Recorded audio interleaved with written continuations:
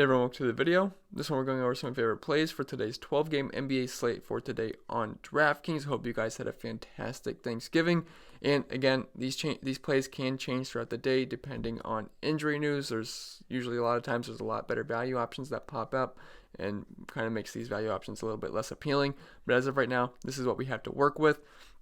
So before we continue, if you guys could leave a like, and if you're new to the channel, please hit that subscribe button. Really helps me out. Really appreciate it. You can also follow me on Twitter at ChrisPennell16. And if you're interested in the spreadsheets about every single night for the NBA season, links below in the description below for my Patreon. I've had a fantastic season. Was able to take down some single entries again on, Thursday? Or no, Wednesday was the last day we had NBA. So yeah, it's been a really good season. Hope you guys have had a great season as well. And let's get into it. So, you can always play Giannis, especially versus Cleveland. They do not have a great defense. His price is up there, though, and I do have a little bit of a concern of a blowout. But he is a fantastic option if you want to go all the way up to him. You can always play Luka as well. He's pretty much my favorite player at this point. The guy is awesome. So you can obviously play both of these guys. Luka actually had a pretty rough game last time out versus the Clippers. He had 35 minutes and he only scored 43 points. I think he was 91% owned that night, so it really didn't matter. But he was disappointing for the first time in a while. And Giannis, he dropped more recently. He had an 83-point game versus Utah, 38 minutes. He was 11,800, 83 fantasy points, had 50 real-life points, and he also had 80 points versus Portland recently as well. So, yes, you can always play Giannis. If he gets you to 80 points, you're more than likely going to take down a GPP. No one else on the slate really has 80-point upside. A couple guys do, but Giannis has done it multiple times this season. So, yes, if you're spending all the way up, you can play Giannis.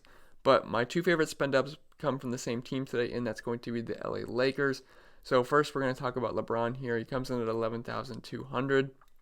I just love the Lakers here going up against Washington. I pretty much like anybody going up against Washington. They are just one of the worst defensive teams in the league. And these Washington games usually turn into fantasy bonanzas. I mean, the scores are really high scoring. You see teams putting up 130-plus points against these guys. And they're going to push the pace. They don't play defense. We have the highest over-under on the slate right now. I believe it's at 234.5 last time I looked. It might be close to 240. Either way, it was the highest over-under of the slate when I looked late last night. I already wrote some of my notes down, so that might have changed a little bit. But I know as of right now, it's the highest scoring over-under on the slate. And the Lakers have a 123 implied team total, which is also highest on the slate. Washington plays at the 7th fastest pace of play, where the Lakers play at the 18th. So I always like getting guys in pace up spots. And Washington is the second worst defensive team in the league right now. They're 23rd versus point guards, 30th versus shooting guards, and you can just go down the list and it's all rough. So LeBron should have no problem here smashing. He's getting about 35 minutes per game, and if needed, he plays even more. 38 minutes versus New Orleans recently, 39 versus Memphis. He's been at 1.54 points per minute, 31.6% usage rate. Means he's got a 51.5% assist rate. Guy just gets double digits assists almost every single night. Memphis, he did not. But other than that, I mean, look, 11, 14, 14, 10, 12, 11, 12, 11, 15. You're pretty much going to get your double-double just on assists alone. He always has that triple-double upside depending on how many rebounds he gets. So LeBron, I do think he is a fantastic option. And if you can fit both him and Anthony Davis in the lineup, I would say go for it. But if I had to pick one, I'm probably going with Anthony Davis because he's a little bit cheaper.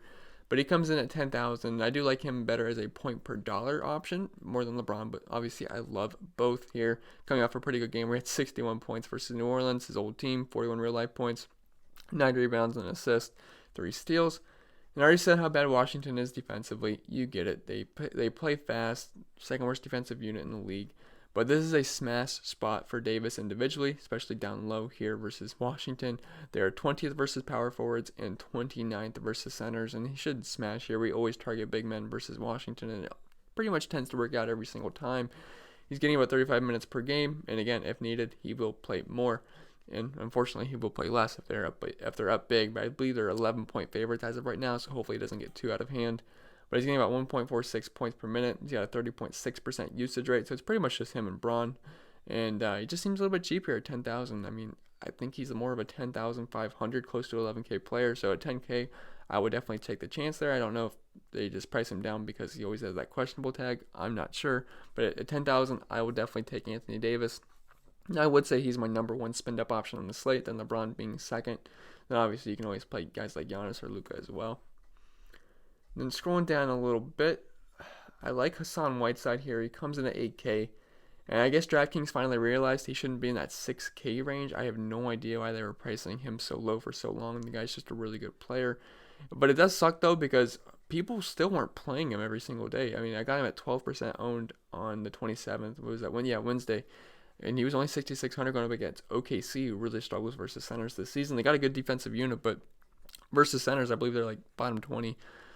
So he only had 22 minutes. The past 2 games, it sucked because he's been smashing the past 2 games, but he's not been able to play in the fourth quarter because, look, they won 117-94, but they were up big versus Chicago. And then versus OKC, they won 136-119. They were up 30 at one point.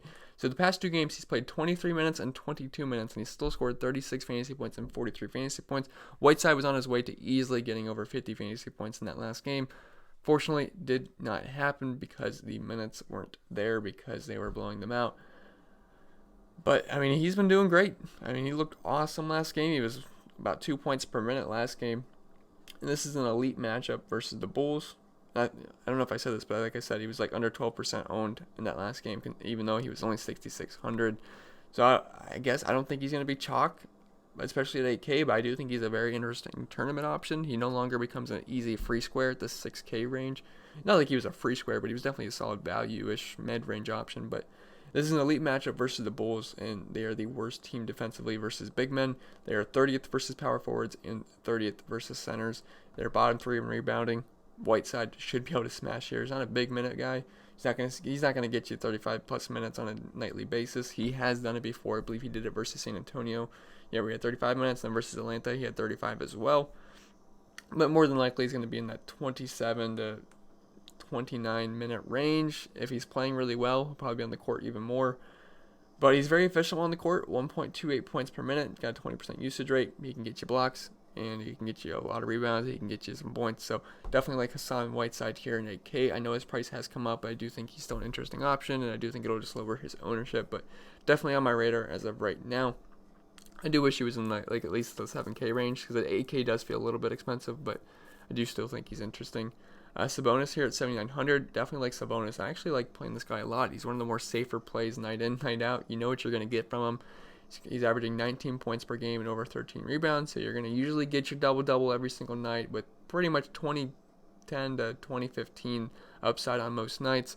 I mean, if you just look at his game log, 12 and 23, 42 points, 13 and 13, 43, 9 and 25, 39, 18, 16, 47, 34 points, 38 points, 43, 56, 46, 50.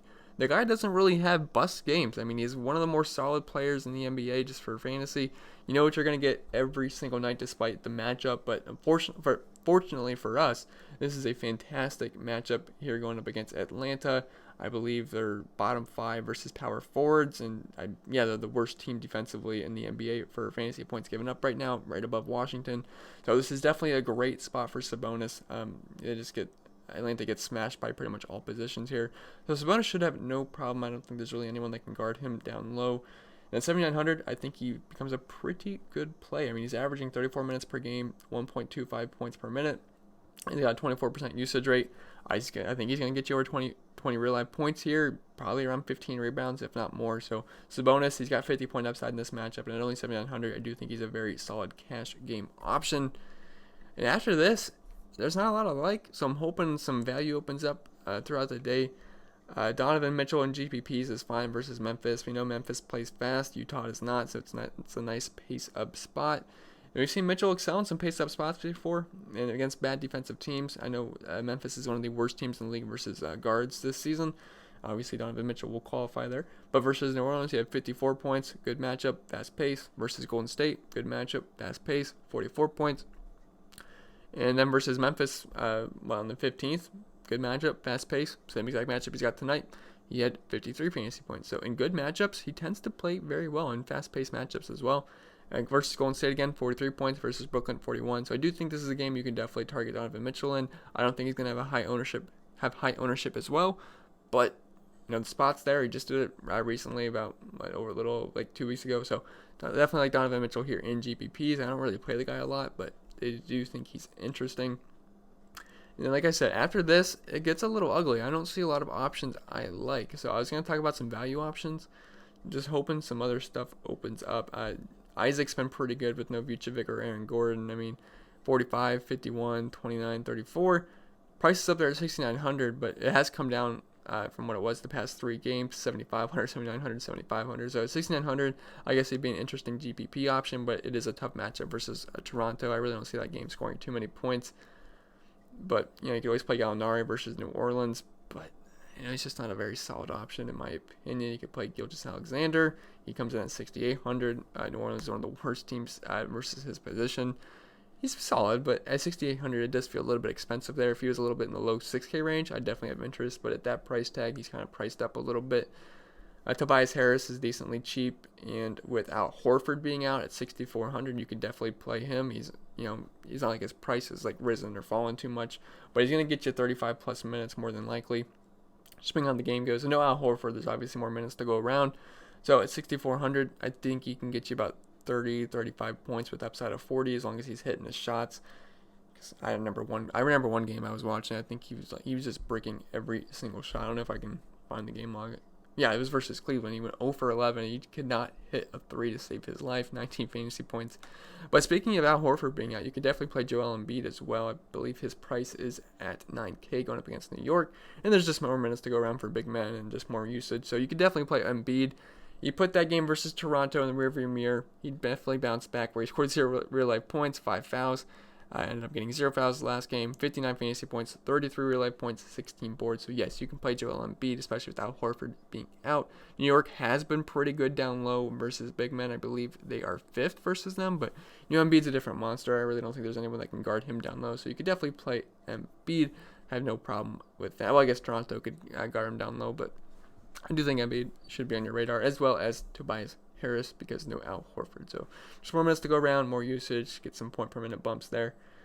And as for, like I said, this mid-range is not too pretty, so I think we can just, Jabari Parker, he had a huge game recently. I do want to talk about that. He had 64 fantasy points, 33 real life points, 14 boards, 37 minutes.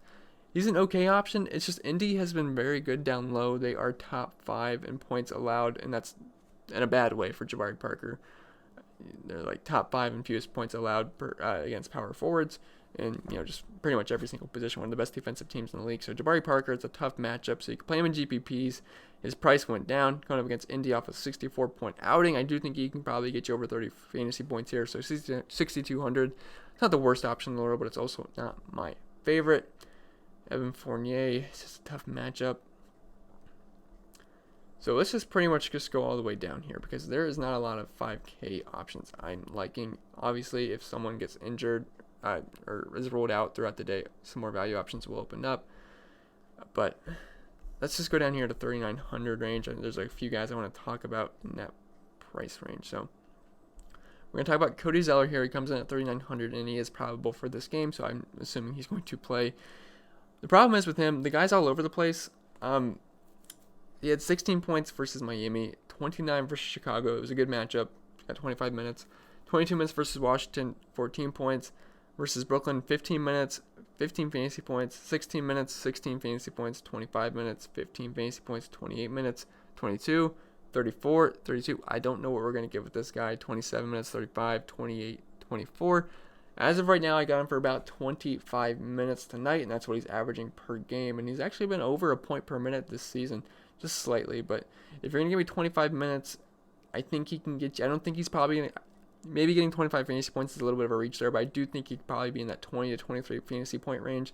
And this is not a great matchup down low for him, but as of right now, we do not have a lot of value, and I do think Zeller is capable of 20 plus fantasy points. I mean, if you look at the price drop from this guy, he was 5,200, 5,300, 49, 5K, 5,1, 5,5, 5,4, 5,4. The price really came down for Cody Zeller. It's not like he's a fantastic fantasy option night in, night out, but when you get almost a 2K price drop, you're definitely going to be a decent value as long as you get the same minutes you were playing. So at 3,900, I think Cody Zeller is an okay option. It's not a good matchup or anything, but he is on my radar just because there's not a lot of value options as of right now. And another guy that's also 3,900, we have Chris Boucher here at 3,900. Now, like Cody Zeller, his price took a big dip. I guess kind of as big of a dip, but I believe that would be in anticipation of Serge Ibaka coming back, but he is not going to play in this game. And more recently, he was in that mid 4K range, 4,800, 4,800, 4,400, and he had a good game, and he came all the way down to 3,900. 3,500. So I do like the value we're getting there. And he's been producing. I mean, like I said, 36 points, 3 points sucked. He only had 13 minutes, but then 22, 32, 28, 8, 12, 27, 29, 20. And Orlando is a tough defensive team, but with no Aaron Gordon or Vucevic, it is much easier to score on these guys as of late. And they're also 15th versus power forwards this season, so it's actually one of the more softer spots they have allowed points to defensively.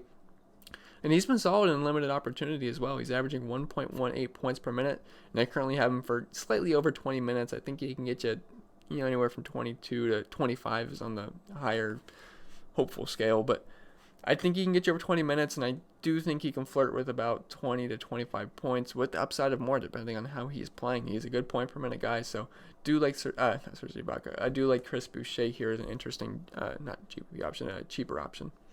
Then as low as I can go as of right now, like I said, hopefully some things open up throughout the day, but I do think Furkan Korkmaz is a okay option, not my most favorite option in the world.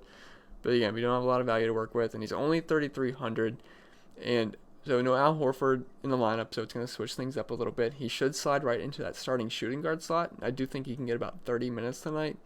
Now, it is a little ugly with this guy. He's only averaging 0.64 points per minute, but the price does justify playing him. And I do think he can get you 20 points. And his last start was against San Antonio. He got 34 minutes, 6 from 12 from the field, 4 for 7 from 3. Ended up getting 27 fantasy points. Really, with this guy, it just depends if he can hit his threes. If he can hit his threes, I do think he can get you over 20 fantasy points. If he's not hitting his threes, I think we're probably going to be in that 15-point range. But just hope for the best with Furkan here. He's dirt cheap at 3,300. Not the best matchup versus New York. They play pretty slow, and they're a pretty solid defensive unit. But, just hit your threes, and we are going to be fine at 3,300. Like I said, not the most interesting, cheaper options on this slate. So hopefully things open up throughout the day. But we will see. But as of right now, I'm going to leave you guys with that. Hope this video was helpful. If it was, remember to leave a like. If you're new to the channel, hit that subscribe button. It really helps me out. Really appreciate it. Follow me on Twitter, ChrisPennell16. My NFL Core Plays video will be up pretty soon. Just got to finish up some wide receivers and tight ends. Wasn't able to work on it too much yesterday because, Thanksgiving stuff. So also was in a food coma. But I'll see you guys in the next video. Wishing you guys the best of luck, and see ya.